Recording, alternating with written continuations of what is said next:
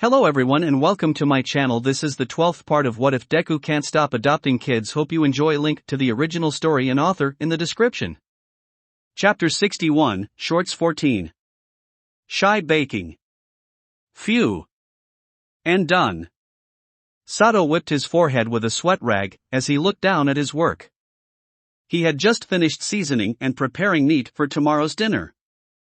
Now all he had to do was put it in the fridge and leave it to marinate for a while. EAP. Sato suddenly heard a high-pitched voice from behind him.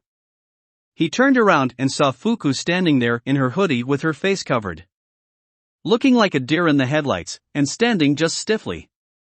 "Oh hey! I didn't hear you walk in." Sato greeted the shy girl as gently as possible, trying not to spook her, while also maintaining his distance, in case her quirk activated. Hi, Fuku said tentatively. I am sorry for interrupting. I'll leave now." "Hey, wait a second." Sato called out, causing her to freeze. "You don't have to leave, I was just finishing up here." "It's fine," Fuku said. It's not too important." Fuku nervously shuffled her feet, looking down at the floor with a dejected look on her face. So Sato wasn't gonna let that stand. "Looks pretty important to me," Sato told her. "I heard you liked cooking. Were you trying to cook something for your friends?" Fuku flinched at having her intentions revealed, and kept looking away from the muscled teen. "Why yes, Eri, Kei, Kiba, Kyoko and I are gonna have a sleepover in few hours, and I wanted to make some sweets. I haven't really talked to Kyoko much before, but she's Eri and Kei's friend, so I want to be friends with her too, and I really want to make a good first impression." Sato gave the girl a bittersweet smile. On one hand, this girl was adorable. On the other hand, this girl was an anxiety-filled mess, for the most depressing reason. But he could help her right now. Even if just a tiny bit. "Hey, why don't I help you out?" Sato offered. "Huh?" Fuku jumped back in surprise, looking at him curiously. "Why would you want to help me?" "Well, that's kind of my job here, kid. It's what your dad is paying us for." Sato chuckled. "And it sounds like fun. I love baking. They don't call me the Sugarman for nothing, kid. I'll show you a whole new world of sweets." Fuku looked at him nervously, judging his body language and his facial expression, before looking away to silently mull over the offer. "Oh, okay," Fuku said almost too quietly for Sato to hear. What do you want to make?" XXXXXXXXXX. Exquisite," Kiba complimented as she bit down on a freshly baked cookie. The five girls sat in Kiba's room, sitting around a table, enjoying the various sweets and teas set up there. There were some chocolate chip cookies, mochi, brownies, dorayaki, melon pan, cinnamon buns, and even a small cake, and of course some candy apples. "It's snowy," Kei said as she had a mouth stuffed with brownies. "This is amazing, Fuku," Eri praised as she enjoyed a candy apple with a smile on her face. "Ah." No one could even tell what Kyoko was saying, due to the sheer amount of sweets stuffed into her mouth at the moment. I really didn't do much," Fuku said, her face red as a tomato. "That big guy, I think his name is Sato, Ichi was the one who did most of the work. It appears his sweets are even better than his regular meals. I must pay my compliments to him later," Kiba proclaimed, before looking at Fuku. "But we also must pay our compliments to you too, Fuku. After all, not too long ago, you wouldn't even allow Kei and the rest of us in your room. Now you're going up to people you only barely know, and asking them for assistance. Such growth should be congratulated. Come, everyone. It's time for congratulatory head pats." "No!" Fuku cried, as all her friends descended upon her, giving her the human contact she both hated and secretly loved. XXXXXXXXXX. The next night, Sato was also in the kitchen, cleaning up after preparing a meal. Sato heard a familiar voice coming from behind. He looked at the entrance of the kitchen and saw Fuku peeking in from the outside of the doorframe. Oh! Fukunoko! I hope you and the others enjoyed the sweets.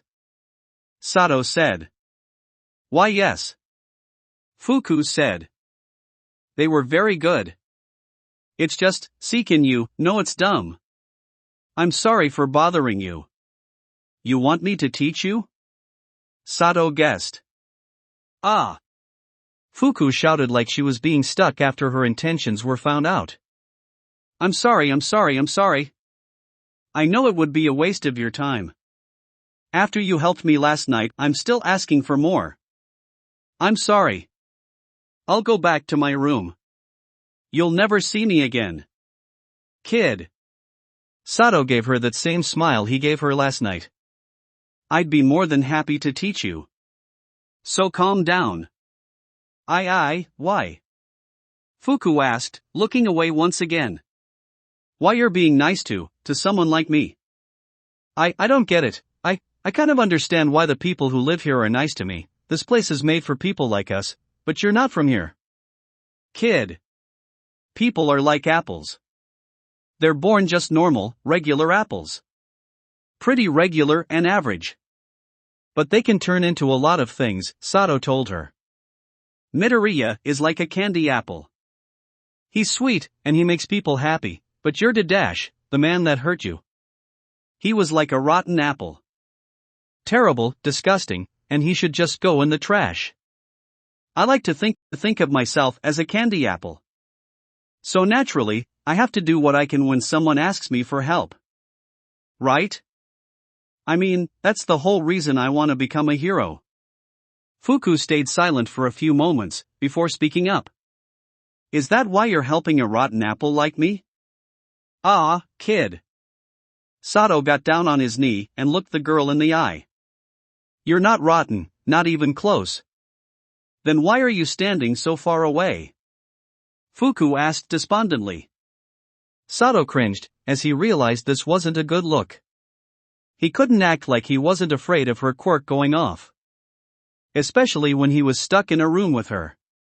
But that wasn't her fault. Listen, I'm not gonna lie, kid. Your quirk is super scary. Sato admitted. But that's not your fault. Tell me, did you choose your quirk? No. Fuku answered immediately. I would never choose this quirk. Then it's not your fault, Sato told her. A person can't be judged by the things forced on them, but how they respond to them. When you got your quirk, did you ever want to use it on someone? No. That would be cruel, Fuku answered, looking sadly at the ground. Even doing that to rotten apples would be mean. And that's why you're definitely not rotten, Sato explained. Some people get unlucky, like you did, with their quirks. They go through hardships like you did, but they think that is an excuse to hurt people. That because they were hurt, it gives them the right to hurt others. And that's how regular apples turn rotten. But didn't make that decision, you never meant to hurt anyone, and that's what makes you sweet. Fuku looked at him, stunned, before looking away with an intense blush on her face. Pa. Ma, BB, I have to go. The girl then immediately bolted out of the room, and Sato heard her quirk go off in the cafeteria. Oh. Sato waited for a moment, and then gave a sigh of relief when he didn't hear any screams. And so after calling Izuku to tell him to make sure everyone steered clear of the cafeteria for a bit, Sato called Momo to ask her how to set up a lesson plan. New moves. Gah! Kiba cried as she was thrown into the wall of the training room. Before Kiba could even try to get up, a huge black hand, belonging to Dark Shadow, grabbed her and threw her into the ceiling. Oh Lord! Lady Kiba is getting stomped. Poor Lady Kiba. That UA student is insane. Kiba was currently streaming a fight between herself and Tokoyami/Dark Shadow. Or rather, her getting beat by Tokoyami/Dark Shadow. The room was almost completely dark. With only very dim lights, and the door was also shut. Meaning the Dark Shadow was nearly at full power. Tokoyami considered this to be good training for both of them. As Kiba needed more fight experience, and he needed more training on how to restrain Dark Shadow. Of course, he wasn't doing a very good job of it. Rah-ha! Dark Shadow roared as he smashed Kiba around the room. Eventually, Kiba was smashed down into the floor and pinned by Dark Shadow's huge mass. Ah! Grrrrrrrr.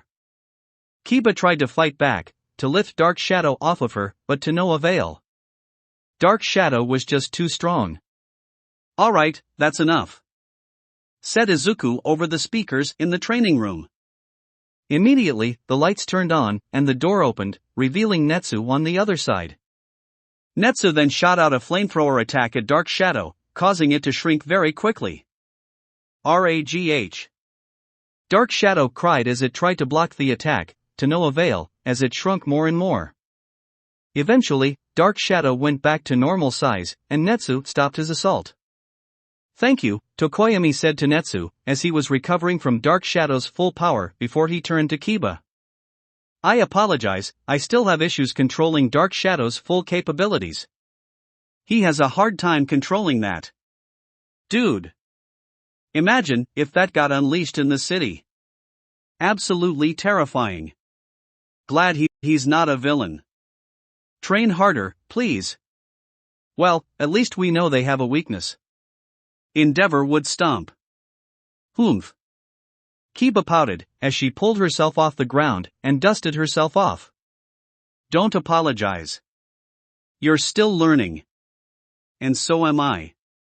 I have still yet to tap into my full potential. If I had, I would have easily defeated you. Kiba said all of this in a tone that displayed how sour she was at her loss. Sore loser Kiba is so precious. I love her. Even when losing, Lady Kiba looked elegant. Don't worry, my queen. Just wait until your body grows larger. Kiba got up and walked over to the camera, turning off night vision and addressing her audience. That will be all for today, my minions. I will see you at a later time. XXXXXXXXX. After getting treated at the infirmary, Kiba wandered around the backyard, with a pout on her face. That cursed shadow is too strong. Kiba lamented. I must find a way to become more powerful. But how? I'm already training as much as I can without burning myself out. As Kiba pondered this conundrum, she saw Kirishima and Ojiro sparring in the court. There was a ring around them on the floor, so it appeared that whoever exited the ring would lose. The Tailman versus the one with enhanced durability. This will be a rather simple match, Kiba decided. How did Tailman even make it into Yudare with a quirk like his? Deciding to watch out of curiosity, Kiba stood nearby and viewed the fight. Kirishima charged forward, with his arm and fist hardened, trying to punch Ojiro. Ojiro used his tail, and pushed himself into the air, flipping over Kirishima and landing behind him, before sweeping around with his tail. Kirishima held up his arm and guarded against the tail sweep, and once it was blocked, Ojiro jumped backward to put distance between them. The hardening hero then jumped up and tried to punch Ojiro, but Ojiro swerved out of the way, jumped up behind Kirishima, spun around, and then smacked the fake redhead in the back, flinging him out of the ring. Nanny! Kiba thought in bewilderment. Kirishima tumbled onto the ground outside the ring, eventually coming to a stop on his back. Ack! Crap! You okay? Ojiro asked, as he ran out of the ring, and offered his hand to his classmate. Yeah. I'm fine. Kirishima flashed his classmate a sharp-toothed grin, and took his hand, allowing Ojiro to pull him up. You there! Kiba came running and catching both of their attention. Oh, Lady Kiba. Kirishima smiled at her. Good to see ya out and about again. Kiba stopped for a moment to smile back at Kirishima. It's good to be back, but now. Tailed one, explain yourself. Ha? Ojiro gave her a confused look. You not only managed to get into Yudare but also managed to defeat someone whose quirk allowed them to withstand my blows. All of this despite your simplistic quirk. Kiba said, not wanting to directly insult his quirk. Well, my tail is actually a lot stronger than it looks, Ojiro explained. But, the main reason is because I practice martial arts. Martial arts? Kiba asked, tilting her head. Yeah, it's basically learning how to fight hand to hand, or I guess in my case, hand and tail to hand, Ojiro explained sheepishly. It can be pretty essential for people who have to fight hand to hand, with an opponent that's just as strong, or even stronger than you. Opponents that's just as strong, or even stronger than you. Those words were repeated in Kiba's head, as an idea formed in her head. If that's the case, then teach me these martial arts. Kiba demanded. Oh. Ojiro was taken aback by this sudden request. I mean, I guess it'll be useful. What's the worst that could happen? XXXXXXXXXXXX. I'm very sorry, Kiba said as he gave an apologetic bow to Ojiro, who was covered in bandages, and laid up in a bed in the infirmary. How did this even happen? Izuku asked as he stood in the infirmary with his daughter. He'd finally felt well enough to stand again, and now this happened. Well, you see we ran out of punching bags, so I thought that if we were careful, she could spar with me, Ojiro said. That did not turn out so well. Izuku couldn't help but facepalm internally. Okay, never do that again. If you're going to continue teaching her, then you'll either have to use the restraints made for her or wait for the advanced training dummy replacement that can actually withstand Kiba's power. What happened to the old one? Kiba asked. Sansen melted it, Izuku answered, before turning back to Ojiro. Thank you for trying to teach her though, I think martial arts could really help her, although if you don't want to continue I'd understand. No, I think I'll continue, once I've recovered, and we get that training dummy, Ojiro said. Very good, wise instructor. I'll take even greater care, not to break you next time. Kiba said with blazing determination in her eyes. Please. Please do. Izuku and Ojiro said at the same time. Chapter 62, Fashion Show. Judging Aesthetics. Everyone was outside, because today, there would be an event. That's right, today's Class 1A's costumes would be judged by the kids of the house. The three judges, sitting at a wooden table located in front of a stage, were Shiruku, Kiba, and Nara. The other kids were also watching, sitting on the grass nearby, along with Kiba's viewers, through cameras set up by the vampire girl, and operated by Fu and Izuku. Welcome everyone to Class 1A's costume display. Kiba shouted. Today we will be judging them based on the aesthetic of their costumes. Joining me today is my wonderful tailor and sister, Shiruku. Hello. Shiruku smiled at the camera, very excited about this. As well as our shape-shifting friend Nara. Kiba introduced. Hey. Nara still wasn't used to being on camera but wasn't opposed to it. The three of us will rate each costume on a scale of 1 to 10, Kiba explained. So without further ado, let's bring out our first contestant. Yuga Aoyama. And with that, Aoyama walked on stage, clad in his sparkling armor and cape. Voila! So, what do you think? Aoyama asked in his vaguely French accent, flaunting himself on stage. The three judges took a real hard look at him, before speaking. It's so gaudy, Nara said. But at the same time, it kind of works? Yeah, if you put that one on anyone else, I would say it looked terrible, but on him, it works. Shiruku added. Which actually makes it even better. I like the Shining Knight theme, Kiba said. It adds to the hero feeling you're trying to portray. Overall, a very good start. The only real complaint I can make is that it may be a bit too bulky? Shiruku said, seeming a bit unsure of her criticism. But the design itself is good, if only for you. 8 out of 10. I'll give it a 9. Kiba decided. Knights are always cool. I'll just go with 8. Nara decided. And that brings your score up to a 25 out of 30. A good start. And hard to beat. Kiba praised Aoyama, whom if you looked hard enough you could literally see his head getting bigger. Bien sûr, J_Eleve. I sparkle. Aoyama said proudly, before walking off the stage. Was that French? What did he say?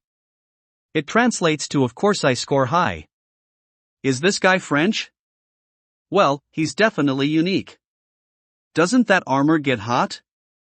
Alright, next contestant. Shiruku called out. Mina Ashido. Mina ran on stage and posed, making sure everyone got a good look at her costume. Ta-da! What do you think? Awesome, right? Once again the judges paused to think. I think I really like it. Nara said. Like the guy before, I don't think it would work too well on anyone else. Her alien appearance matches the strange colors and clothing. It makes her look like a superhero who came from a different world. And the mask is a really nice touch. Yes. That is exactly what I was going for. Mina said with a huge grin on her face. Well, you did it well. I agree with everything Nara said. But I really want to say I love the colors. Again, it adds something that says, this is Mina's costume. Shiruku added. It's so strange, Kiba said, still looking at her curiously. But a good stranger. 8 out of 10. I think I'm gonna give her a 10. Nara said. I really like this look. A 9 from me. Well done, Mina. Shiruku applauded her. That puts you at our new highest, at 27. Congratulations. Never thought pink skin could look so attractive. Or horns, for that matter. You know she's still in high school, right? Future alien waifu. When can I buy merch? It's a bit too weird for me. Yes. Thanks, kids. Mina said, before exiting the stage. Alright, next we have Tsuyu Ajui. Shiruku announced. Tsuyu walked on stage, making sure everyone could see her costume properly. Not being as showy as the last two. The judges took another good look at her, before speaking. It definitely gives off the vibe of a frog hero, Shiruku said.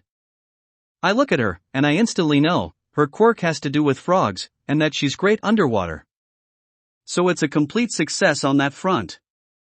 It's super cute. Which is weird, because I never thought frogs could be cute before, but it just is. Nara said. And I love the way she does her hair. I know it's not technically part of her costume, but it really puts the whole outfit together. She looks like she belongs on a team. Kiba judged. Like she would look really good on a poster, standing side by side with other heroes.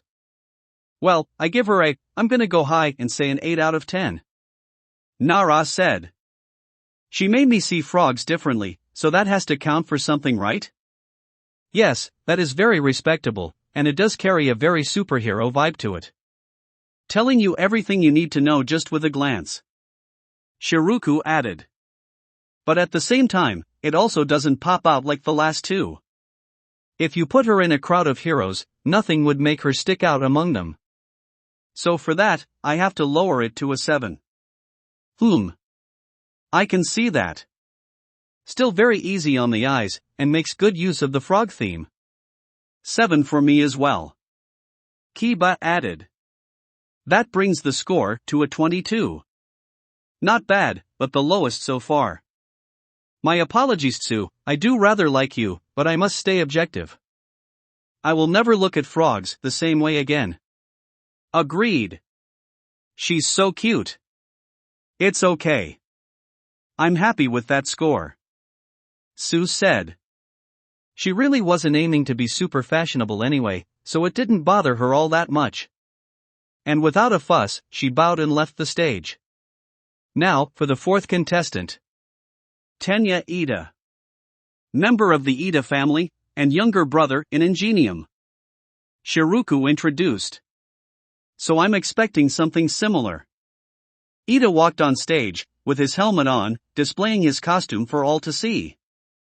I hope this costume is satisfactory for both the judges and all those watching at home. After a few moments of staring at Ida, the judges spoke. I like this much more than your brother's costume.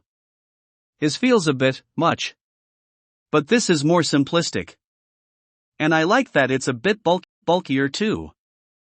If I saw someone dressed like that running at me at the speed of a train, I would be afraid for my life. Shiroku said. It makes it seem like getting kicked by you would be like getting hit with a car. Yeah, it is very car-like, Nara added. I'm not sure I like how bulky it is actually. If you're supposed to have super speed, then why a suit of armor? Well, the armor is actually very lightweight, Ida said. It's not as protective as one would think, it's more built to guard against wind pressure than a villain's attacks. Well, I agree with Shiroku. The power displayed in this outfit is amazing. Look at those huge legs. Those are villains kicking legs. Kiba said. My only issue is that it's a bit too white. Yeah, I was thinking the same thing, Shiroku said. I'm stuck between 7 and 8. How about 7.5? I think I'll go 8, Kiba announced. 6. Sorry. I may be biased because of XLR8, but when I think of speedsters, I think of Slim. Nara judged.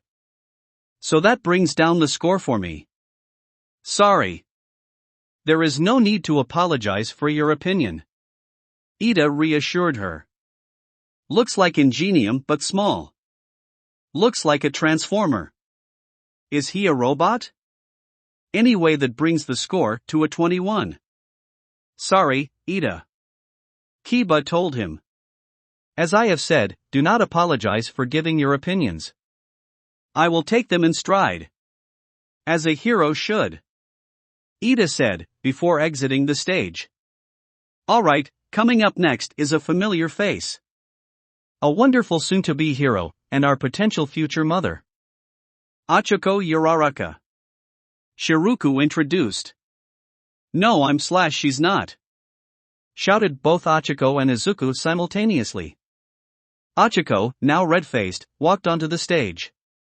You guys. Putting that aside, I have to say that I love the colors in her costume. And the way it shows off her figure. Don't you agree, Daddy? Shiroku asked, looking at Izuku off to the side. I am not a judge. Please just continue. Izuku said, his face also bright red. Well, personally, I am also a huge fan of pink, white and black. Especially with the helmet. It looks extremely cute. Nara judged. The belt was also a nice touch. The space theme is subtle but present, Kiba noted. However, judging this aesthetically, it's a bit too broad. It lacks the same uniqueness that was present in Aoyama and Mina's designs. It stands out a bit more than Sue's, but not too much. Maybe I'm biased because my favorite color is pink, but I don't see much wrong with it, Nara said. 10 out of 10 from me. 9 out of 10 from me, Shiroku added. 8 out of 10 from me. Kiba decided. That puts you at 27. Tied for first place with Mina. Oh, surprise, surprise. Mina snickered on the sideline. She really does look good though. The future of female heroes looks bright. Again, still in high school. And she's taken. Thanks, guys.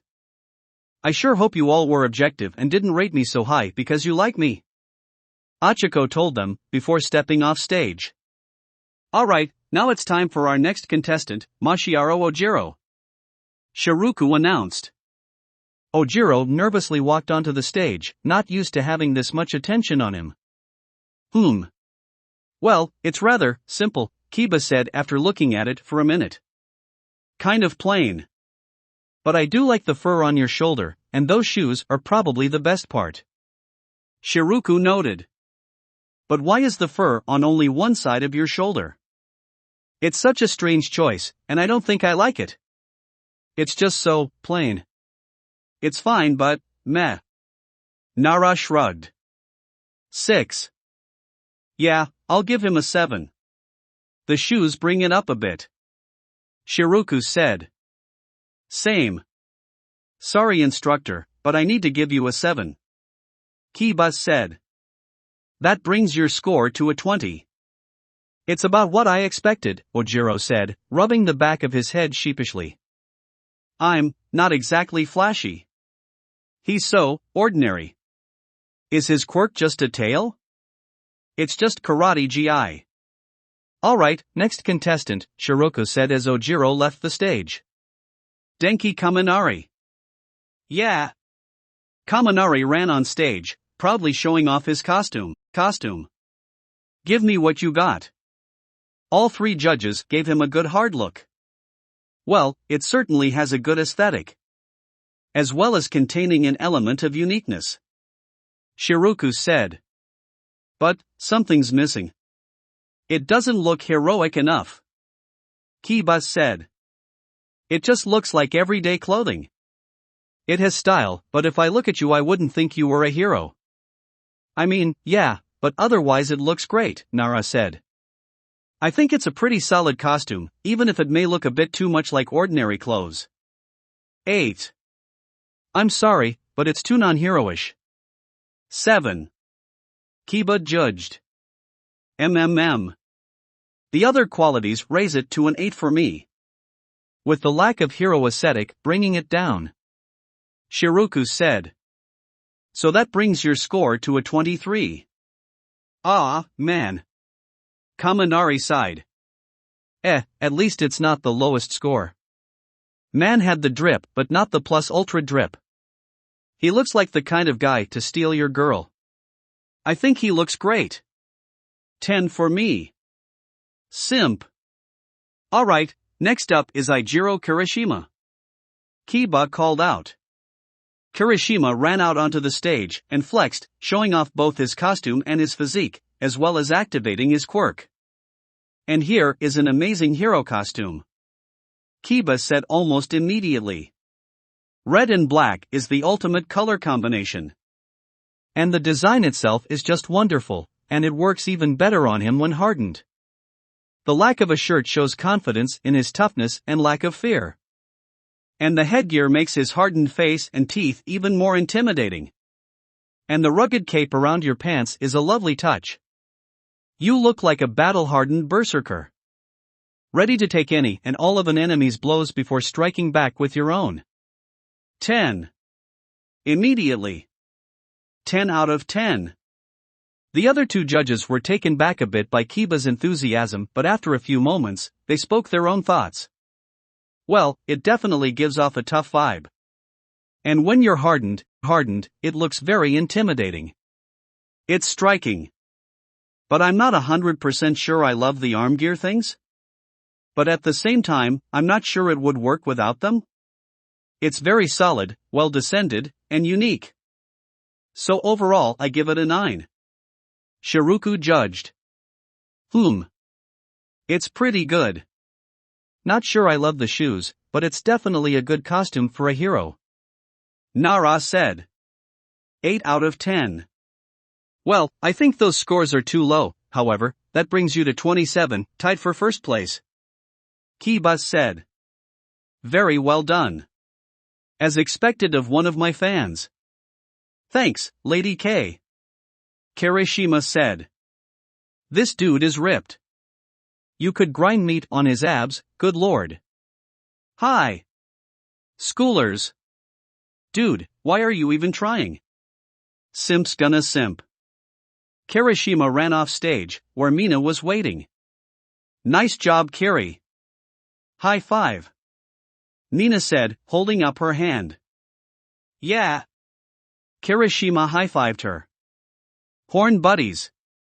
Alright, next we have Rikido Sato. Shiroku cued. Sato marched on stage, flexing his muscles to show off his costume. And the judges looked unimpressed. It's just a yellow jumpsuit with white gloves and boots. Shiroku looked disgusted. First off, why yellow? And why that shade of yellow? Very few things look good entirely in yellow, and that shade is just gross. Also, there is nothing to break up the yellow. Aside from the gray belt and the white gloves, neither of which go well with it. It's just so boring and ugly to look at. Ugh. 3 out of 10. And only because it at least looks like a hero costume. Oh. I'm gonna get roasted like a muffin. Sato winced. I mean, yeah, this is not great. 4, Nara said. Kiba sighed. I apologize for this, but I must give you a 2. This results in your final score being a 9. If it makes you feel better, your cooking skills make up for your lack of fashion sense. Yikes, Sato said. I knew fashion wasn't my strong point, but geez. Oh wow, they roasted that man. Get the burn cream. Fast. Ouch. Moving on from that, Shiroku said with a bit of distaste. Mizo Shoji.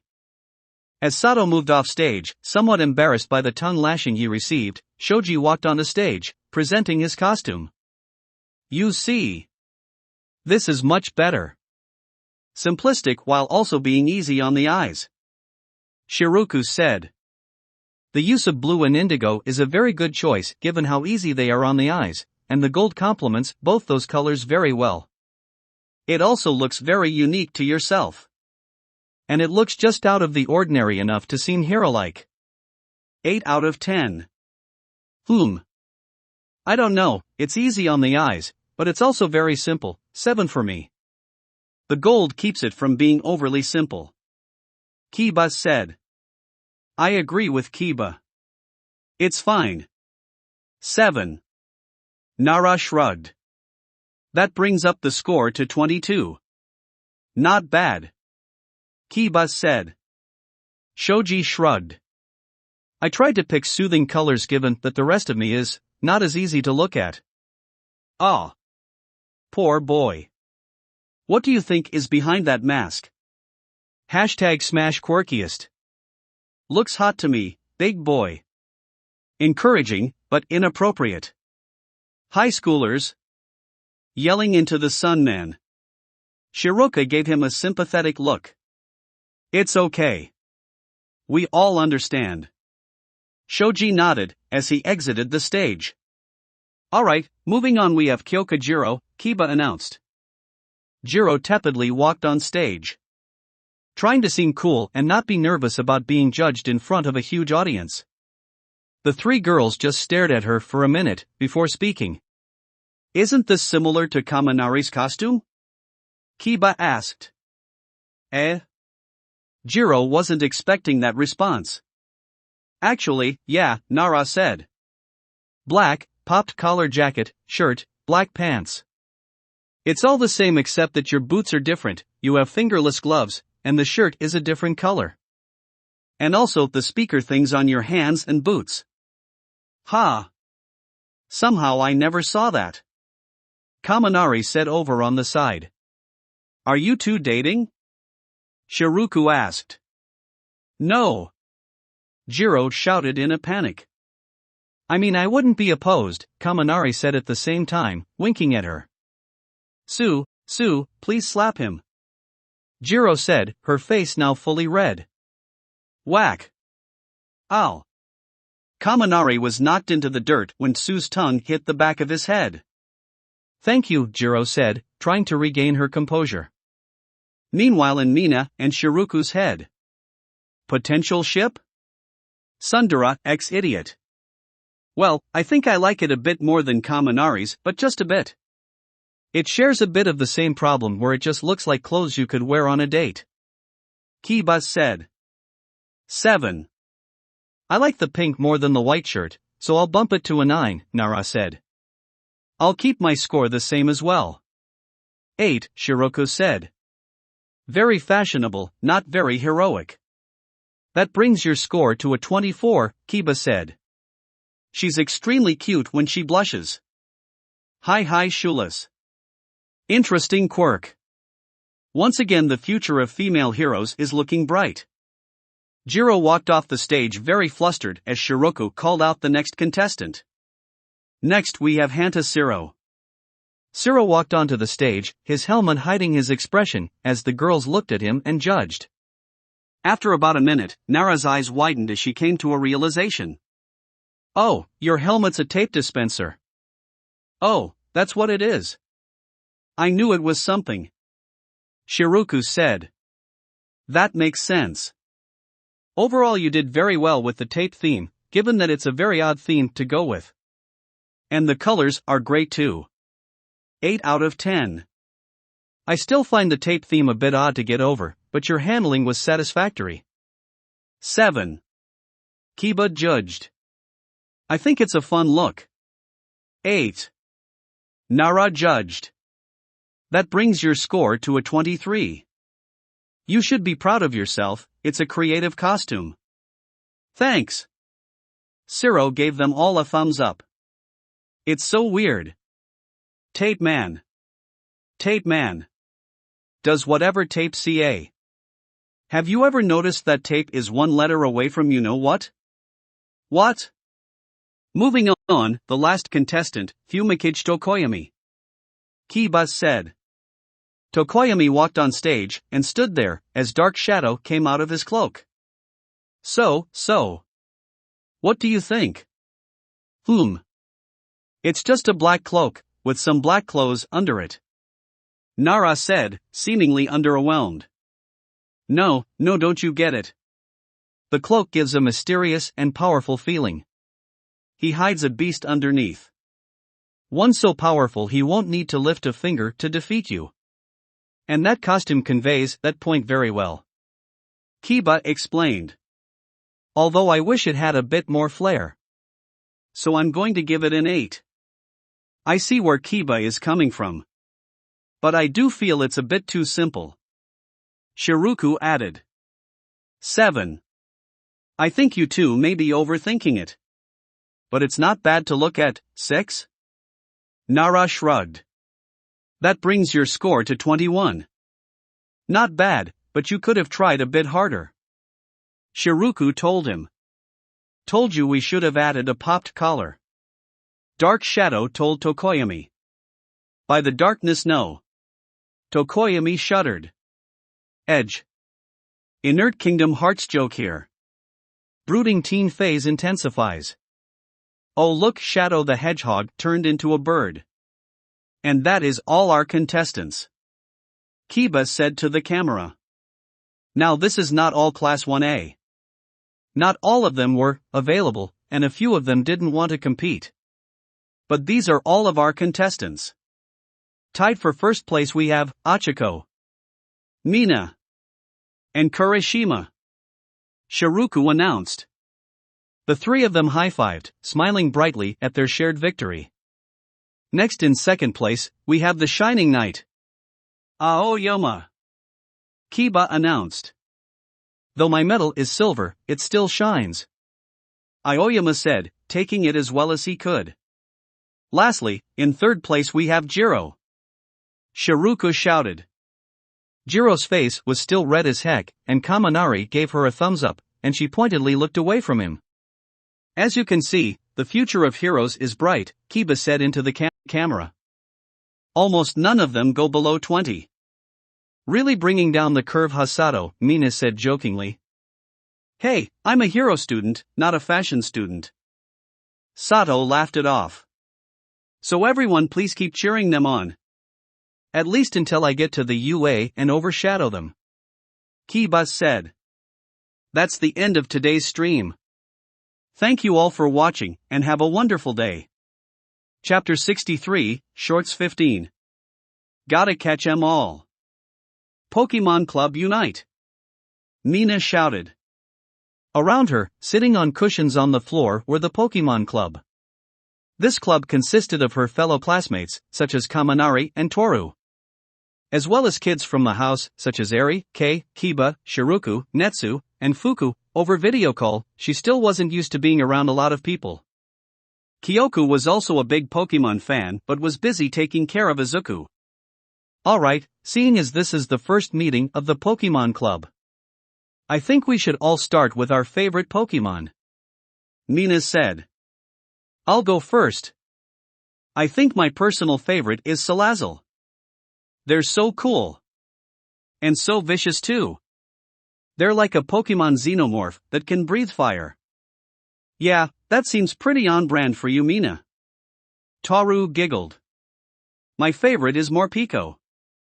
They're the cutest Pikachu clone, and their other form is called Hangry Mode. It's cute and relatable. Why go for a ripoff when the original is the best? Kaminari argued. Pikachu is my favorite. A total classic.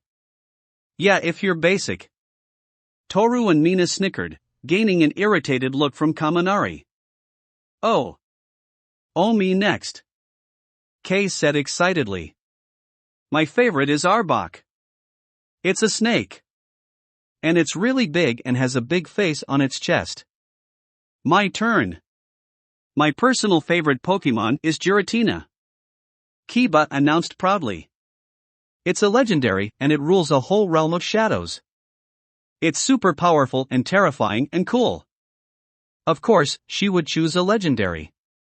Thought literally, everyone. Well, my favorite is Charizard. It's a cool dragon that has like a bazillion forms. Netsu added. Look, Kaminari, you fellow basic men, Mina whispered to Kaminari teasingly. Says the girl who likes the furry bait Pokemon. Kaminari whispered back. I'll have you know that Salazzle is a reptile, and therefore, scaly bait. Mina argued with mock outrage. Well, my favorite Pokemon is Milotic. It's so elegant and beautiful. I adore its design. Shiruku gushed. The fan-like tail is my absolutely favorite part. I hope I can make a dress that can mimic its beauty one day. Oh. That sounds fun. We should all dress up in Pokemon outfits. Toru suggested. That sounds amazing. Kei agreed with starry eyes. Agreed. Shiruku, can you make those? Mina asked. Definitely. Shiruku's head was filled with ideas, looking at everyone to see what kind of costume she could make. Before we get sidetracked, Eri. Fuku. You two want to share? Mina asked, trying to make sure the quiet kids didn't go unheard. Oh, I like Eevee. Eri said quietly. It's really cute. Well, that's simple, Mina said. What's your favorite Eevee evolution? Sylveon. It has pretty ribbons. Eri explained. Nice. Best one. Toru said, before moving on quickly so no one could argue. Fuku, what about you? I like Appleton. Fuku's face was super red under her hoodie, and she was so glad she didn't show up in person. I'm sorry, I know it's dumb, but it's really cute, and it looks like apple pie. And I don't know. I just really like it. Don't be ashamed, Fuku. Appleton's a fine choice. Toru said. She didn't have any strong feelings about Appleton, but she didn't hate it either. Hey Kiba, I'm guessing that most of your favorite Pokemon are legendaries? Toru asked. Well, since I'm legendary, why would my favorite Pokemon not be as well? Kiba scoffed. Although I am also quite fond of Hydreigon. Who is a pseudo-legendary? Which is like a legendary but not. Dark and Dragon. As unpredictable as ever, Lady K, Mina giggled. Well, now then, the next question. Favorite type? Mine is poison. Electric all the way. Kaminari said, giving the most predictable answer possible. Same here. Electric type if filled with cuties. Toru said. I like poison because it has snakes. Kei said, being just as predictable as Kaminari. Fire. Netsu said, continuing the trend of predictability. I mean. Come on. I am fire. Nothing to be ashamed of, little dude. Kaminari told him. High five. I'm one fire. That would burn. Netsu said with the same enthusiasm. Oh yeah, Kaminari said. Ops. Mina, Toru, and Shiroku facepalmed at this display of incompetence before moving on. I like fairy, Eri said. I like the grass type. Fuku said. Plants are really cool. I like the grass type too. But I also really like the water type. Shiroku told them. And the fire type. And the bug type. I think the only types I don't like too much are ground and rock. I too am having a difficult time choosing. But for me, it is between dragon and dark. Kiba said, wearing her adorable thinking expression. On one hand, I am the queen of eternal darkness, and I do adore dark types. But on the other hand, dragon is a very powerful type, and most legendaries are dragon type. The two girls took their time, thinking over what their favorite types were. I think I will have to go with bug. Shiroku decided. It has so many beautiful Pokemon. Like Volcarona, Ribombee, Frostmoth, Levany.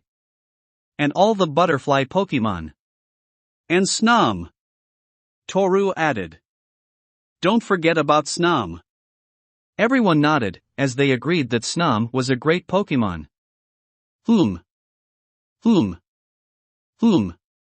Kiba thought really hard about which type she preferred. You could see the cogs turning in her head, as her brain got some much-needed use. Alright. Let's look at my favorite dragon types. Haxorus, Rayquaza, Garchomp, Reshiram, Zekrom, Kyurem, Zygarde, Dialga, Palkia, Giratina, Hydreigon, which is also dark, Tyrant Rum, and actually now that I think about it the answer is dragon. Great now, anyone wanna play Pokemon Showdown? Mina suggested, having run out of other ideas. Off to the races.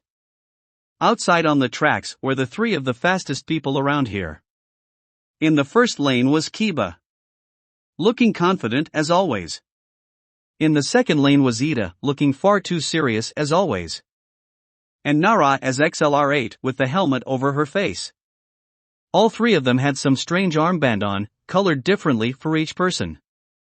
Blue for Ida, red for Kiba, and pink for Nara. Alright. Today we will be seeing who can run the most laps. Ida shouted, before looking over to a nearby device. This machine will count each time we go around the track, reading our armbands. Now without further ado, let us begin. Machine start. Starting. The machine said, before giving a countdown. 3.2.1. Go! And with that all three of them burst off into a sprint, using their quirks to their maximum capabilities. Nara bolted immediately, going at stupid speeds. Kiba was next, not going as fast as Nara, but still leaving Ida behind. Ida was amazed at how fast the two of them were going. It had only been 30 seconds, and Nara had scored 17 points. With Kiba scoring 6. While Ida had only scored 2. Is this the future of heroes? Ida wondered. It was this thought that made him feel both a sense of amazement and inadequacy. These were small children. And they were outspeeding him, easily. Mind you, this place was for exceptionally powerful children, but still. One couldn't help but feel bad when being outdone at the thing they were best at, by children who were not even in their teens. However, Ida still had something up his sleeve. XXXXXXXX. 2 minutes had passed. Nara was keeping a strong lead with 103 laps. While Kiba was behind with 56 points. Ida may have only had 37 points himself, which was far below the other two, but it was here that he confirmed his suspicions. They didn't know how to pace themselves. With Nara, it was less apparent, due to the blinding speed she went at, but for Kiba, it was a very apparent issue. Kiba's strength and speed would diminish the more she used her quirk, meaning that the pacing issue was showing twofold in her. And she was now struggling to keep up with Ida. It was then Ida knew that the tables would turn very quickly. XXXXXXXXXX. 7 more minutes had passed. Kiba was lagging behind now. She had 77 points, but she wouldn't be able to stay in the race for much longer. Nara was at 267 points, but Ida had a feeling she was about to fall out right about. Pwirn! Now! In a flash of pink light, Nara was back in her normal form. To her credit, she kept running. She was actually pacing herself now. It seemed she was gonna wait until she could transform again, but Ida doubted she'd have enough stamina to continue. And while those two slowed down, Ida sped up. As he reached beyond first gear, he may only have had 72 points, but things were about to change and fast. XXXXXXXXXX. Yet another 5 minutes and Kiba had fallen out, finishing with 87 points. She had overexerted herself, and now she needed to stop and drink more blood. That left only Ida and Nara, and it was not even close. Nara had only gained 1 point, putting her at 268, while Ida was now at 142 points. He was still far behind, and now he was starting to feel a bit of fatigue, but this was nothing compared to Nara, who was struggling to continue. He applauded her for not just giving up once she reached her time limit, but he doubted it would matter much. But they would see in another 5 minutes. XXXXXXXXXXXX. Yet another 5 minutes had passed, and Nara had transformed back into XLR8. But it was clear that the fatigue was taking its course. Firstly, she was almost constantly tripping, as her legs wanted her to just stop already. Her speed was less than half of what it was before, and there would be constant lulls in her already decreased speed, and her helmet was opened up because she constantly needed to catch her breath. She didn't stay in the race much longer, before she stopped from exhaustion, ending at an even 300. Ida was now the only one left in the race, and he was going much faster than when he first started. He'd gathered up a total of 217 points, and while he was a bit tired, he was more than able to keep going. XXXXXXXXXXXX. Phew! Ida finally came to a stop, standing next to the machine, and pressing the button to make it stop counting. 20 minutes later, he'd managed to collect a total of 653 points. So safe to say he'd won. Kiba looked like she was on the verge of tears with how badly she lost, while Nara didn't look all too fazed. Curses! To have such an embarrassing loss! Kiba shouted into the sky.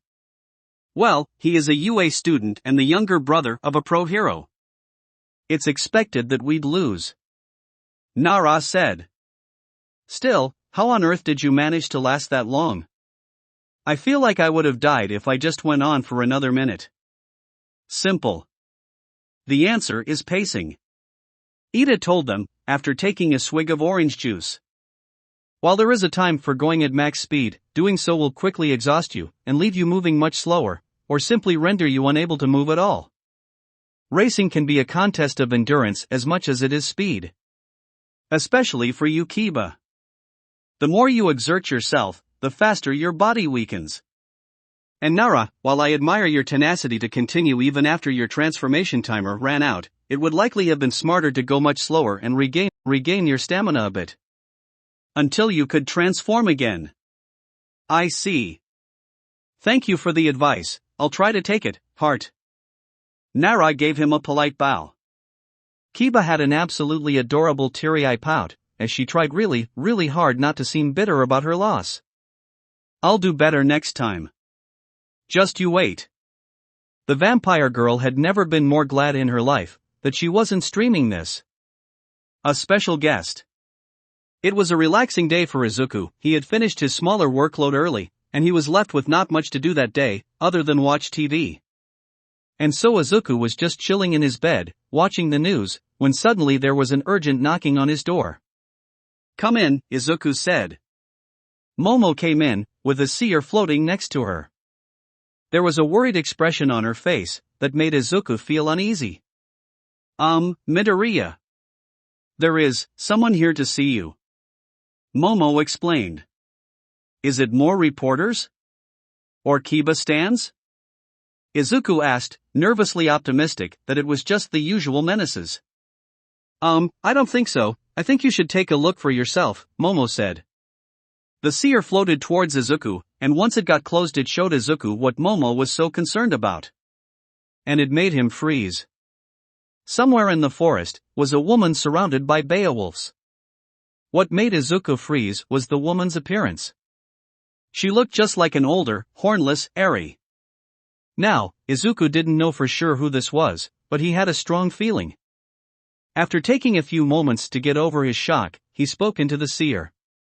"Hello. You are currently trespassing on my property," Izuku said, his voice only showing a bit of restrained anger. "Please state your business." The woman looked curiously at the seer, shocked that it had spoken, but after a moment to regain her composure, and taking a deep breath, she spoke. "My name is Tsuma Dorama," the woman introduced with a determined look in her eyes. "I'm looking for my daughter. I think she ended up here. Her name is Eri." Chapter 64, Regret. Momo looked at Izuku with concern, as the boy just stared at the orb with a dark look on his face. The silence in the room was suffocating, and Momo was left wondering what exactly the situation was about. However, after a couple of minutes, Izuku lifted his head and looked at her. "I'm going to take a few grim and step out, make sure that no one follows me." You haven't fully recovered, is that really a smart thing to do?" Momo asked him. "I'll be fine," Izuku said, his voice was devoid of any emotion, but his eyes showed an anger and mistrust that she had never seen before. "Don't tell anyone where I went. Especially Eri. Whatever this was about. It was very serious business." "Oh okay," Momo said. Izuku turned back to the seer and spoke to Tsuma.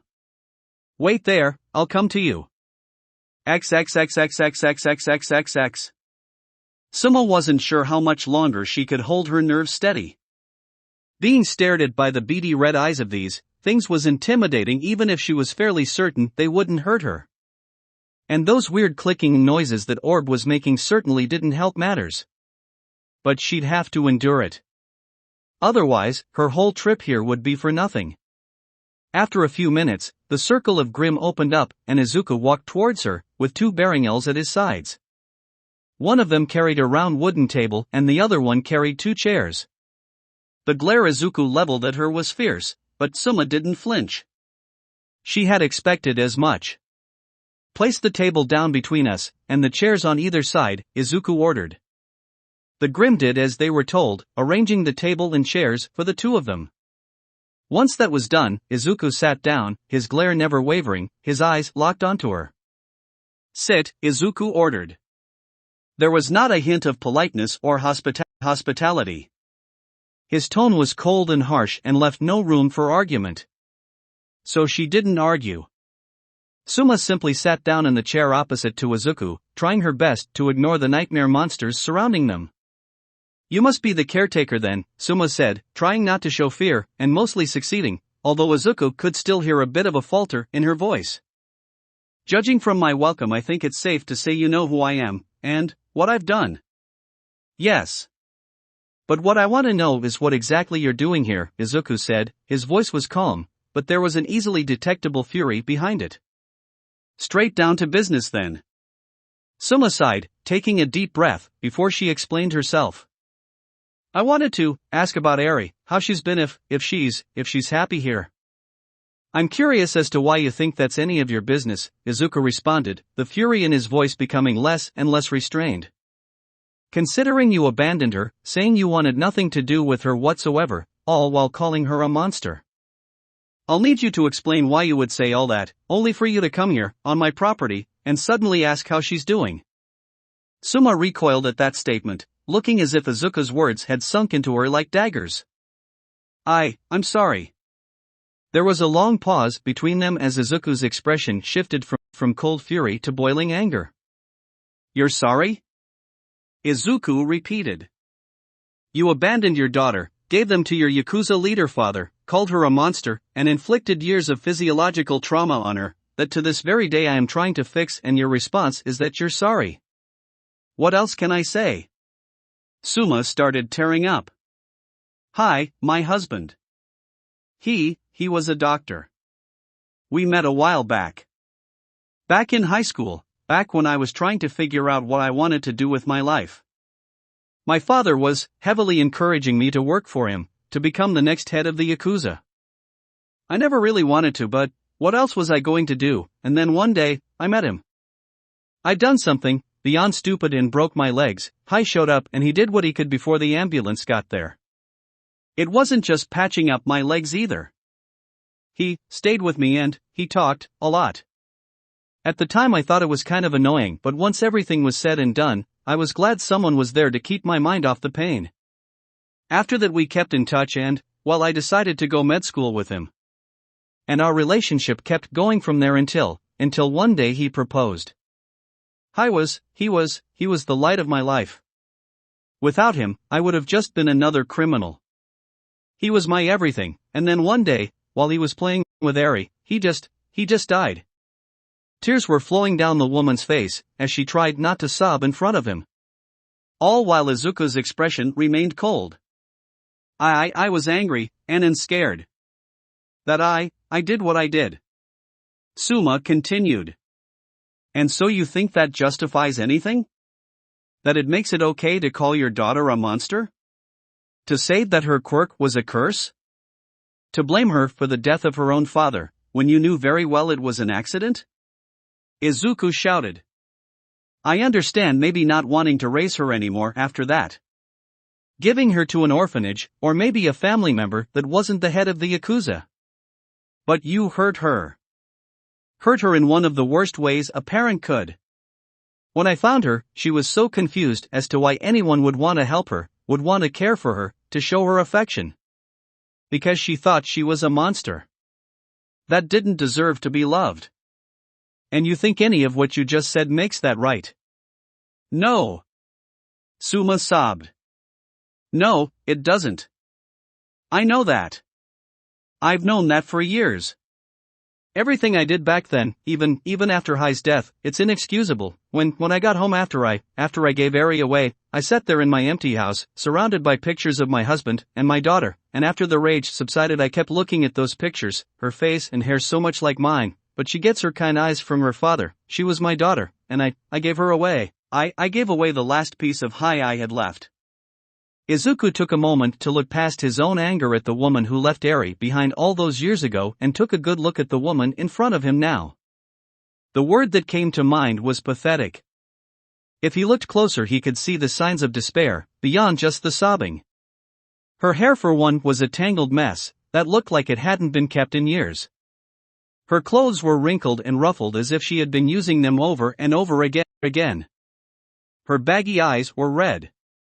At first, he thought that was just because she was Eri's mother, but if he looked closer he could see that they were bloodshot. And she was thin.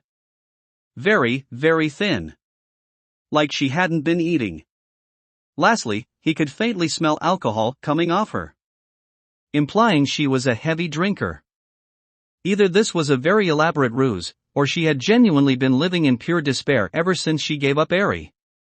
Internally, Izuku's resolve softened. But only a bit.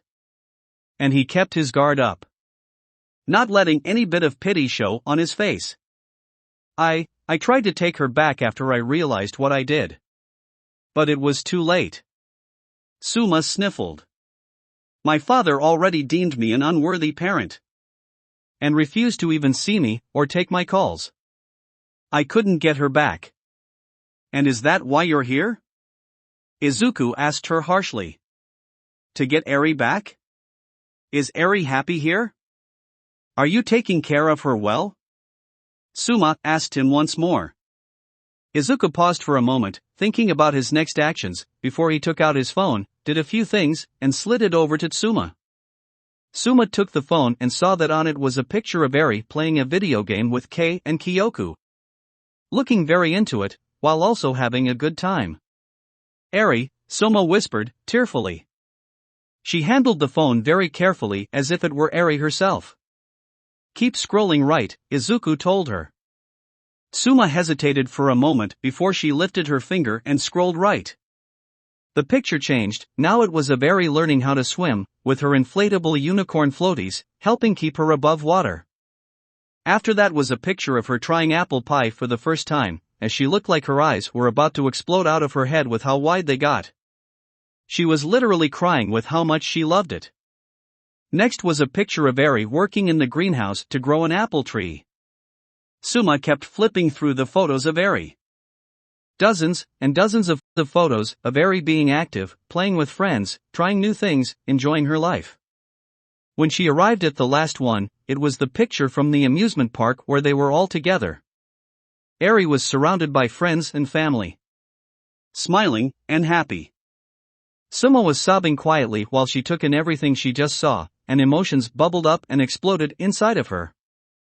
Joy that her daughter was living happily. Envy at the fact that she had a part in none of that.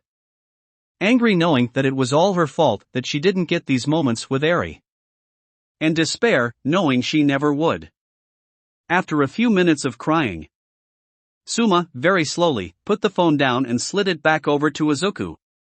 Well, at least Suma had to take a moment to compose herself after that, before putting on an extremely forced smile. At least she's happy now. I'm doing the best I can, Izuku said, for the first time in the conversation, not sounding so angry. There's still a lot of trauma left over from what Overhaul did to Dash. Overhaul? Suma asked. Izuku froze, as he realized that he accidentally said something he didn't want to say. Overhaul, that's the Kai choice, right? Suma said. Kai took over the Yakuza after my father fell sick. Are you saying he did something to her? Izuku held his breath, as he tried to figure out what to say. Yes. I'll be honest with you. Yes, he did. But, you don't want to know. What do you mean I don't want to know? Suma asked sharply, for the first time actually looking a bit angry. What did he do to my daughter? I'm not telling you for your own protection. Izuku snapped. You were the one who gave your daughter to the crime lord in the first place. Family or not, you should know it's not safe. So even if you didn't know what was going to happen to her there, you're still partially at fault for it. And considering what he did and how you are now, I really don't think you want to know what happened to her. Suma backed down for a moment, taking a moment to ponder what Izuku had said. After taking a few minutes to think, she looked back at Izuku, with a determined look that Izuku did not like. You don't owe me anything. I don't have the right to ask you for anything. Suma told him. But please. I'm begging you. Tell me what he did to her. I don't think I'll be able to live with myself. I'm just wondering about it in the back of my mind for the rest of my life. Please. Izuku grit his teeth so hard he swore they might crack. After a few moments of consideration, Izuku gave in. Fine, Izuku said. But I need you to make me a promise. Anything, Suma replied. Don't kill yourself, Izuku told her, his voice deadly serious. What? Suma was completely taken aback by that request, her eyes widening in shock. Why would I? Oh God, is it really that bad? I'm not going to sugarcoat this. Yes. It is that bad. Izuku empathized. If I'm going to tell you what Kai Chisaki did to Eri, then I need to know that I'm not about to commit a murder. Do you really want to know what happened? At this point. I need to, Suma said solemnly. And, I promise. I won't kill myself. The two stared at each other for a while, before Izuku sighed. All right. Prepare yourself, this isn't going to be easy. XXXXXXXXXXX. Aha! Suma screamed as she sobbed into the table, hysterically crying as she had been for quite some time now. Izuku watched this pitiful display with a pained look. He still didn't like the woman in the slightest, and in a way, this was still her fault, but he knew that she had never meant for this to happen, and in the end, he still hated to see people suffer. He'd told her almost everything. Pretty much everything he could tell her. Of course, he didn't tell her about the quirky racing bullets. But he'd told her all the horrors Overhaul inflicted upon her. Both physically and mentally. all of which she technically had a hand in making possible.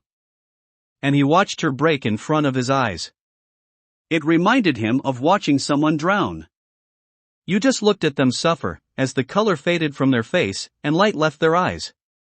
Eventually, it dissolved into sobbing, and by the end of the story she ended up like this. And so now he just sat there and watched. Watching for minutes on end as the woman sobbed uncontrollably. It took almost an hour for her to calm down. As she seemingly ran out of tears, and now was left with saddened, regretful eyes. A pitiful sight. I'm a monster, Eri, oh God Eri. Suma buried her head into the table. I'm so sorry. I'm so sorry. It was then Izuku wondered exactly what he should say here. Because honestly at this point the woman was looking so pathetic that Izuku pitied her more than he hated her. He still obviously resented her, but the edge of his anger had been dulled. But how should he handle this? He couldn't just wave it off saying that it was okay or you didn't know, it wasn't your fault. Because it wasn't okay, and it was about a quarter her fault. Should he say she should try to make up for it? That seemed like the better answer, and it would give her a reason to not end her own life when this was over. But how? He wasn't letting her near Eri. That was for certain. Because as much as pitied this woman, it wasn't worth the psychological trauma it caused Eri to see her, just so that way she could try and make right the wrongs of the past. So what could she do? The two of them sat there, in silence for a good few minutes. Until eventually, Izuku spoke up. This isn't going to change anything. He told her. This won't undo the damage done to Eri's mind. Crying and apologizing won't fix anything. If you're really sorry, then you'll have to do something to try and work towards making her life better.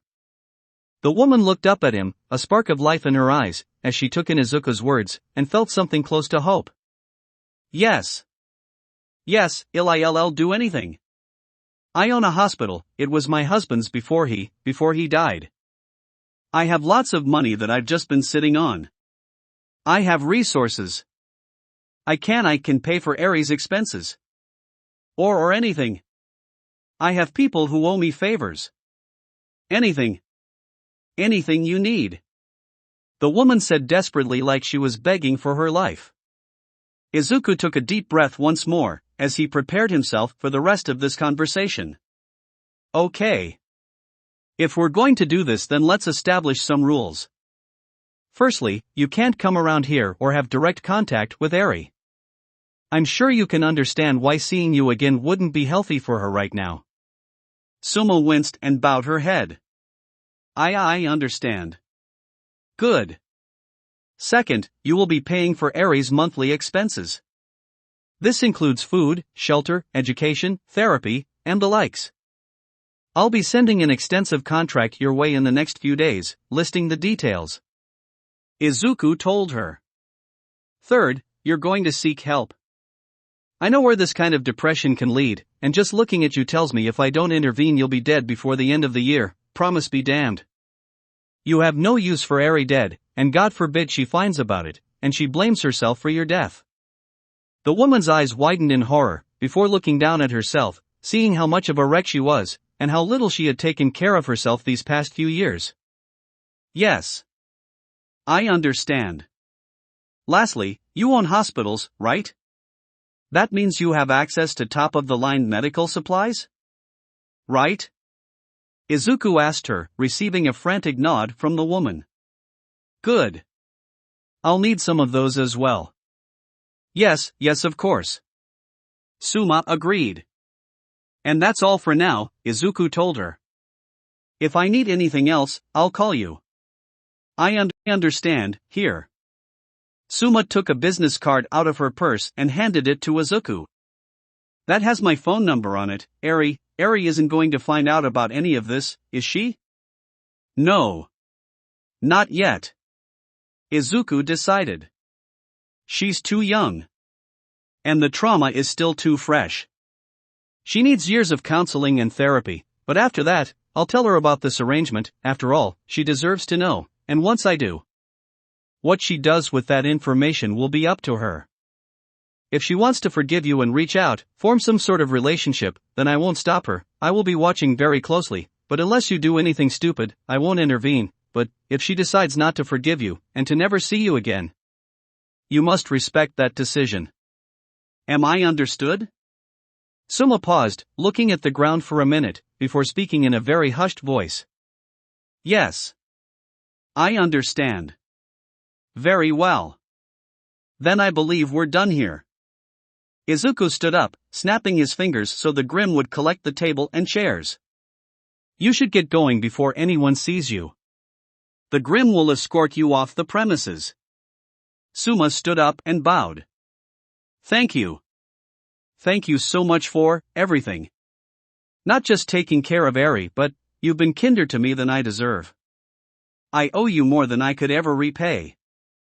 I'm just doing what I think is right, Izuku said. And honestly, I can't bring myself to kick someone who's already down. Even someone like you. As Suma stood to leave, she said one last thing to Izuku. I'm glad that Eri ended up in the care of someone so kind. I know you raised her better than I ever could. And with that the woman promptly walked away, escorted by a small pack of Beowulfs. After she was out of sight, Izuku collapsed to his knees, and let out all the air he'd been holding in. He felt so tired. That had been so exhausting on him emotionally, and it hadn't gone anything like how he expected. Izuku didn't know what he was expecting, but it wasn't this. He wanted to stay angry and upset with Eri's mother for what she did, but the woman had clearly been suffering a fate that in Izuku's opinion was worse than death. Having gone through a terrible tragedy, and made even more tragic by her own poor decisions. And now left with nothing but regret and anguish, she just had to live the rest of her life like that. Sure, it was her own fault, but did she deserve to suffer like that? Did anyone deserve to suffer like that? Maybe. But it didn't feel right. At least not to Izuku. What would her suffering fix?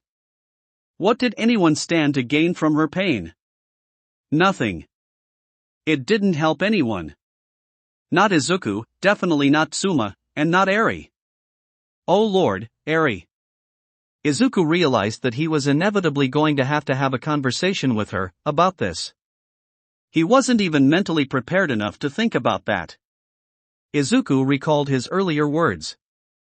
That if Eri wanted to build a relationship with her of some sort, then he would let her. And he felt tightening in his chest. He didn't want to tell her. He didn't want to let her see that woman ever again. But Eri deserved to know. And she deserved to have a choice. As Izuku pulled himself to his feet, he looked up from the ground. And into the beady red eyes of Yami. Chapter 65, Understanding Suffering. So, tell me exactly what happened, Izuku said to his son. The two of them had moved back into Izuku's office, and after Izuku kicked out everyone else, it was just the two of them. Izuku and Yami sitting on opposite sides of his desk. Yami had been confused ever since what happened with Eri's mother. Like he didn't fully understand what he'd heard. Or couldn't process it.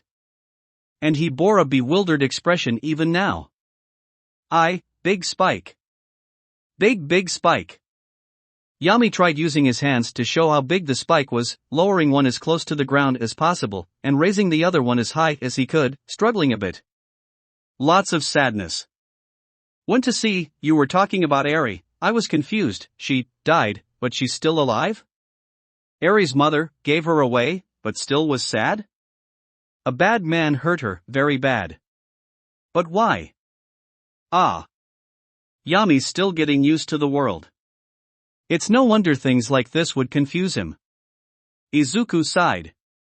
Looks like the hardest part of today was not behind him. Yami, alright. So let's break this down one bit at a time. Starting with Eri's mother. Yami nodded. Why, did she give Eri away? Why did she come back? Well, as you know. Eri's quirk is very dangerous, especially if the people around her don't know what it does. And back when Eri first developed it, obviously no one knew what it did. Izuku explained. And so when Eri's father touched her, back when her quirk first appeared, he died. Yami nodded. He recalled hearing about this. Of course, it was stressed to him that this was an accident and that Eri was in fact very upset about that.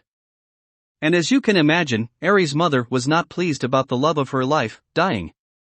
And in her rage and grief, she took it out on Eri. She blamed Eri for his death, told her that she was cursed, left her with her grandfather, and then abandoned her. Izuku said, pausing to give Yami time to take that in. The grim boy paused to think about it, trying to put himself in the woman's shoes. How would he react if Eri or any one of his siblings accidentally killed Izuku? The moment that thought entered Yami's head, he scowled, feeling an intense pain in his chest at the thought of losing Izuku. Izuku had given him everything. He was the parent he never knew he needed in his life and opened up a whole new world to him. He was kind and patient and cared so much about him and his siblings, and honestly Yami doesn't know what he would do if that happened. But would he treat the sibling that did it the same way Eri's mother did to her? Even if it was an accident? He recalled back to when Izuku collapsed. All the negativity every single person in the house felt. The intense fear and despair instilled into the hearts of every single child in the house. Honestly, Yami doesn't think he could feel anything but sorrow for whoever was unfortunate enough to do that. So why did Eri's mother do what she did? Why? Yami asked, still confused. It was an accident. She was sad. So why did Eri's mom do that? Yami, you have the ability to see what other people are feeling. Not everyone can do that, Izuku told him. Some people can't see past their own pain and suffering. Pain anger, if not processed correctly, can blind a person and make them do horrible, terrible things. And that's what Eri's mother did. And the minute her anger started to fade, and she realized what she did, and how bad it was. But it was too late to take it back, because her father, and then later Overhaul, wouldn't let her. So for years, all she could do was suffer, not knowing what happened to her daughter, and regretting her decision. Until one day, she heard about the downfall of the Yakuza, and then eventually learned about this place. She put two and two together and figured that Eri probably ended up here, and realized that she could actually see what happened to her. So she felt bad, because she did bad things in anger, but when she stopped being angry, she felt sad, Yami said, trying to understand what his father was telling him. That's right. Izuku nodded. Never decide things out of anger. Most of the time it leads to doing things you'll regret. Sometimes it can ruin your life. That's why therapists exist. Therapist? Yami repeated. Ah, therapists are people they're like doctors. Izuku explained. But instead of healing people's bodies, they heal people's minds. Heal minds? Yami repeated, slightly confused. Well, do you see the pain that Fuku, and Otoko, and most of the other kids feel? Izuku asked Yami, who nodded in response. Well, that's not physical pain. That's mental pain. It's why they're so sad and in some cases angry. Therapists can help them not be so sad or angry anymore. They're about as important as actual doctors, and can do as much good. Yami remained silent, contemplating what Izuku had told him. A therapist could help people who were suffering like his siblings, like his father maybe. Like all those people in the city that he absorbed negativity from.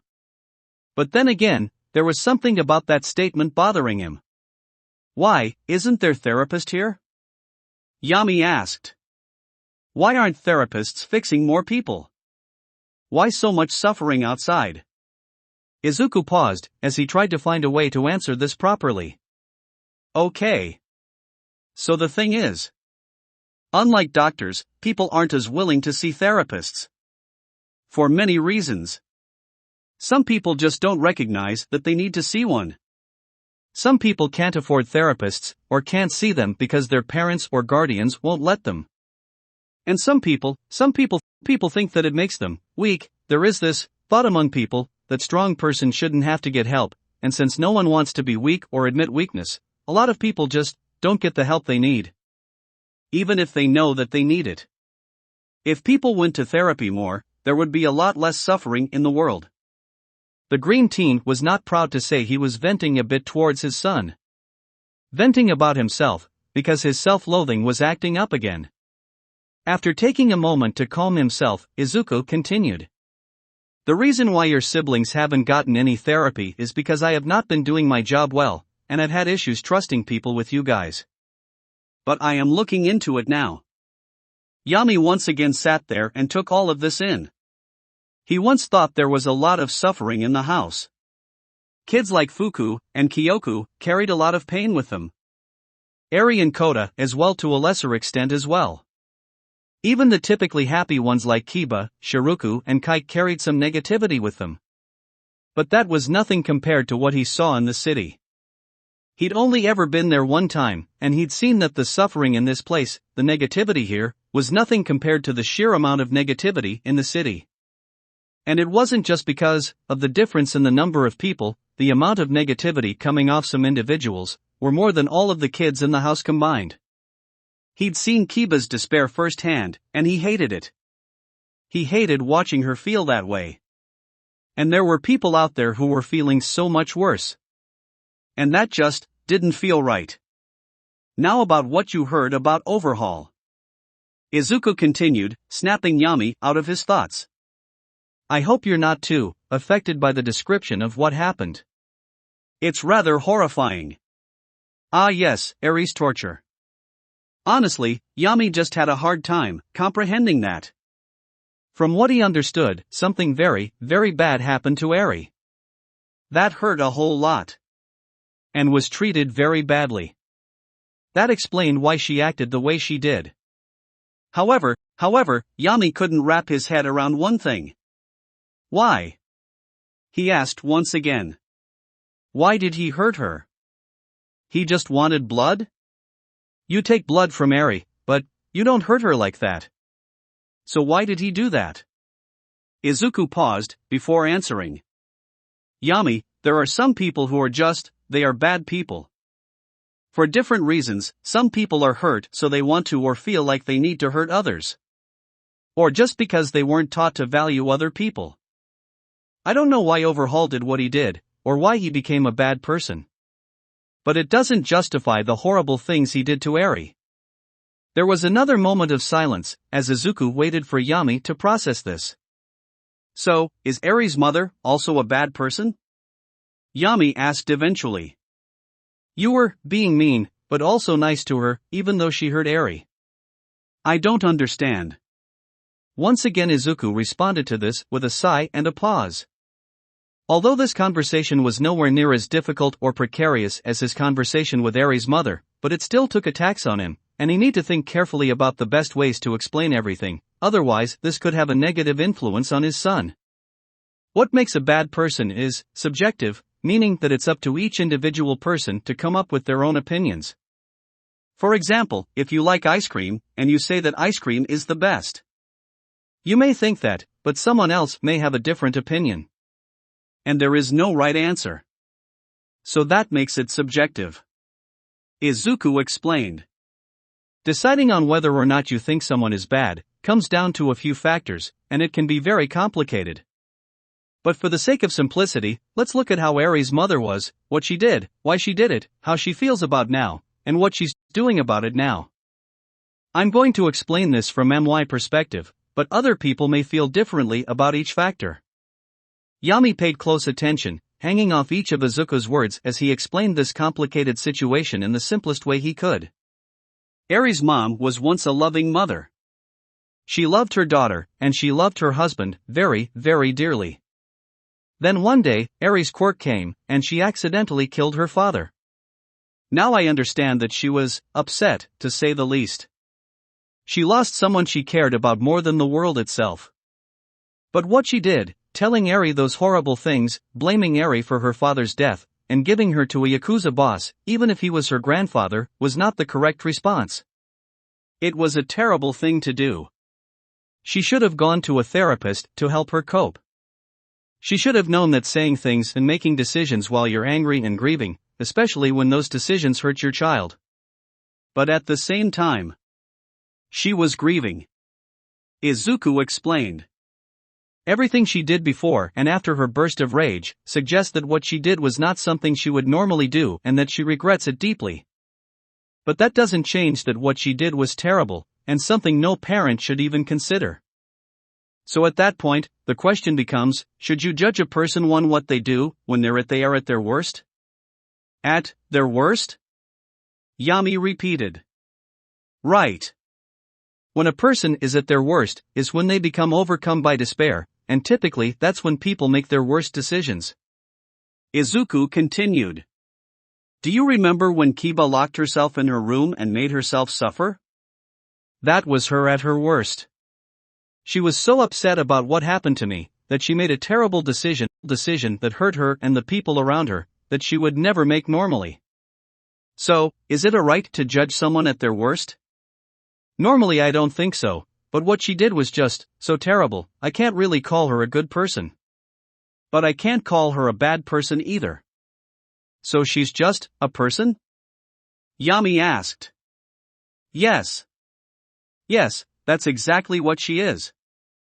Izuku was elated at the fact that his son seemed to be understanding this. She's a person. Not good, not bad inherently, but capable of both.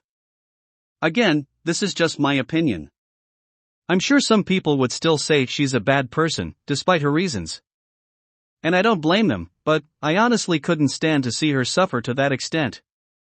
I don't think anyone deserves to feel like that, even if they did something terrible. Yami recalled the sheer intensity of her sadness. Almost unlike anything he'd seen before. It was far worse than Fuku when she came here or Kiba during her depression. He struggled to think of a reason why someone would deserve that. Some people would say she deserved it because she did it to herself, but why? What good does her pain bring anyone? Izuku asked. Will her suffering fix what happened to Eri? Or make Eri feel better? No. That's why I treated her the way I did. Because even though I don't like her, I can't bring myself to let someone wallow in their own pain. If she and Overhaul had therapists, would they be better? Yami asked. Eri's mother, I'm sure. I don't know about Overhaul, but probably? Izuku said. Therapy can help with a log, but they also have to be cooperative. If a therapist is giving you advice, and you don't listen or take in any of what they say, then it's not going to help much. The therapist also has to be good at their job.